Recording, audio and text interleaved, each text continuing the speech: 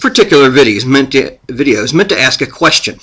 I noticed that Representative Simon stated that in his speech that one day history is going to look back and say that I somehow should be ashamed and feel guilty for being pro-traditional marriage.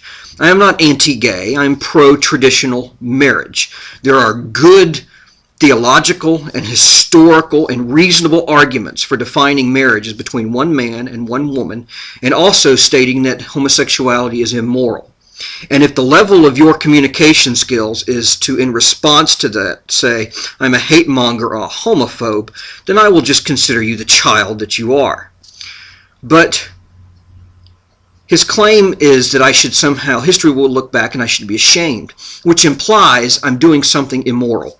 Calling me a hate monger is implying that, once again, it's a moral judgment. I'm doing something immoral. And I would ask the homosexual, or those who, do such things and view my particular belief in marriage as immoral, on what objective basis, what foundation do you have to view my belief in marriage being one man, one woman for a lifetime as immoral?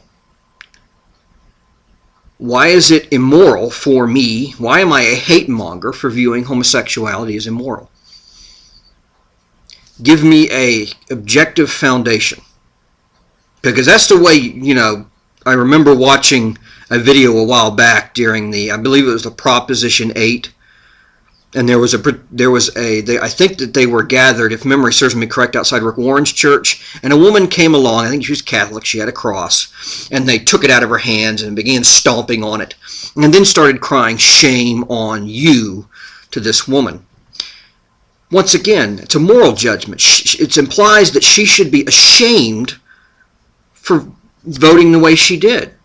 But that also implies a moral foundation, and I would love to know what that moral foundation is. I'm a Christian. I believe in the historic Christian faith and have objective moral reasons for saying what I'm doing, objective arguments for saying what I'm doing. You may not agree with them, okay, but I believe I at least have a foundation for saying what I'm doing, not just subjective feelings, okay? But I would love to know what those moral foundations are for me being hateful, or why I should be ashamed. I would really love to hear them, because you can't say those things unless you really do have a moral foundation to do so. Otherwise, you're just being a moron. Thank you.